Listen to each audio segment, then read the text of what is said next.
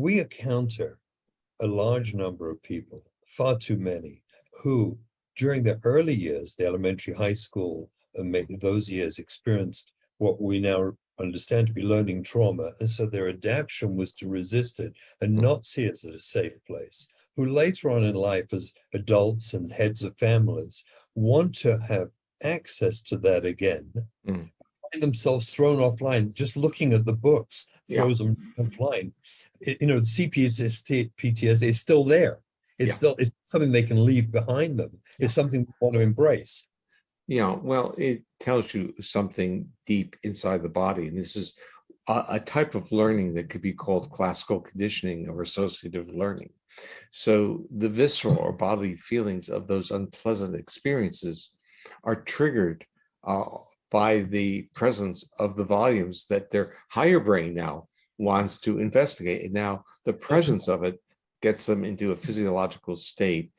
The part that I think we may have slipped by in our comments was that if we're learning under a trauma model or if learning is traumatic, and this is the way it is in many environments, we're not accessing all of our intellectual capacity.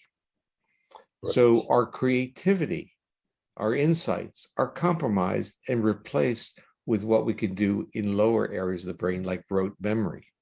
So we misunderstand what our objective is in the educational model. And this is in part due to the types of assessments. So if we're asking for a recapitulation of information, memorization, the kids may do extraordinarily well who are in these very strict and, let's use the term, repressive or controlling environments. But give them an open-ended problem, they can't go there. So they end up with another type of traumatic type response. And that is, they need the predictability of the questions that they're dealing with.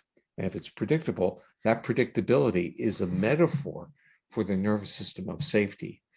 And creativity is a metaphor for uncertainty and therefore danger.